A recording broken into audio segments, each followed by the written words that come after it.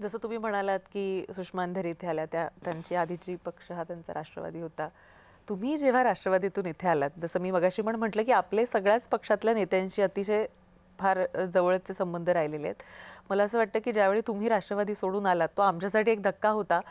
पण कुठेतरी साहेब म्हणजे शरद पवार देखील कुठेतरी स्वाभाविक आहे. त्यांना एक कुणकुण किंवा एक नाही, धक्का तर तो मलाही होता. मी आणि माझ्या मिसेस जे वहिनी आम्ही एक रात्रभर झोपलो नाही. म्हणजे आम्ही डोळ्यात अश्रू होते पण आमचे. का कारण असा म्हणजे त्यावेळी त्यावेळीची जी परिस्थिती होती, कारण एक निवडणूक ज्यावेळी मी होणार होतो, म्हणजे मी आता तुम्हाला हाही शब्द वापरायला हरकत नाही, कारण 2014 साली मी खूप मोठ्या एका एजन्सीकडनं सर्वे केला होता. त्यावेळीच मला हे माहीत होतं की वातावरण मुंबई शहरातलं तर अत्यंत खराब आहे, राज्याचं पण आहे. कारण निगेटिव्ह इन्कम्पन्सी खूप मोठ्या प्रमाणावरती त्यावेळी होती आणि मोदींची लाट जी लोकसभेमध्ये आली होती त्याचा मोठा प्रभाव हा विधानसभेला राहणारच आहे. त्यावेळी पण मला ऑफर होती. त्यावेळी पण म्हणजे स्वतःच मला एका कार्यक्रमामध्ये पक्षप्रमुख जे आता उद्धवजींनी त्यांनी सांगितलं की सचिन घ्या धनुष्य हातामध्ये. तर असं सांगण्याचं काम एक मार्मिक तो होता. मला साहेब मी आहे तिकडे बरं आहे. पण त्यावेळी मी विचार केला की नाही, पक्षाने मला आमदार केलं, मंत्री केलं, अशावेळी मी सोडून जाणं हे काय योग्य होतं. आणि मी ती निवडणूक लढवली, पराभूत झालो.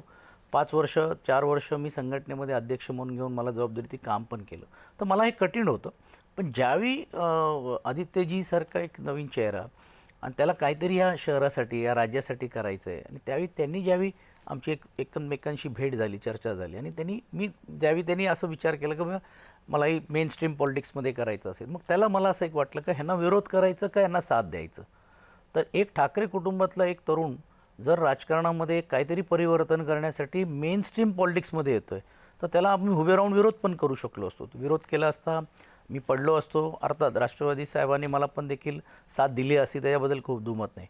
पण त्यावेळी एक वेगळी दुहेरी भूमिका होती. पण मी अशी भूमिका घेतली की आपण विरोध करण्यापेक्षा या व्यक्तीला साथ द्यायला पाहिजे आणि निवड त्यासाठी मी केलं. अर्थात साहेबांना थोडाफार सुर्तवाच केलंच होतं मी, कारण त्यांच्याविरुद्ध निवडणूक लढवल्यानंतर निवडून येणार नाही असं नाही. एका वेळी साहेबांनी पण मला सांगितलं होतं की सचिन तिकडे नाही तर तुम्ही कुठेतरी दुसऱ्याकडे मतदारसंघ बघा. पण मला दुसऱ्यावरती जाऊन अतिक्रमण करून किंवा दुसऱ्या कार्यकर्ता जो एवढे वर्ष काम करतो म्हणून जाऊन आता बघा इकडे यांना मिळत नाही म्हणून इकडे आलेत. म्हणून मी तो निर्णय फार अभ्यासपूर्वक विचारपूर्वक घेतला. अर्थात कधी गमतीने मला लोक विचारतात, भाऊ तुम्ही का गेलात, तर मी खाजगी सांगतो नाही मी गेलो नाही, मला साहेबांनीच पाठवलं की जेणेकरून शिवसेना आणि काँग्रेस आणि राष्ट्रवादीला एकत्र आणतात. तसं झालं ना. आणि त्याच्या साक्षीदार मी पण राहिलो. म्हणजे अर्थात जाहीर बोलता येत नाही, पण आपल्या कार्यक्रमाच्या माध्यमातून पण पवारसाहेबांशी काही बोलणं कार्यक्रमाच्या माध्यमातून बोलतो की माझ्यावरती जबाबदारी राष्ट्रवादीच्या आमदारांना ठेवायची दिली होती. हो का?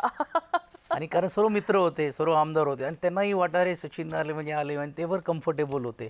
तर तो देखील एक संबंध झाला आणि त्याची एक नाळ पण जुळवता आली आणि त्यामुळे पण ती आघाडी पण झाली. तर मला म्हणजे मी नेहमी म्हणतो की माझे फोन बुक तर अजून वाढले. माझ्याकडे पहिले राष्ट्रवादीचा फोन बुक होता, आता शिवसेनेचं वाढलेले.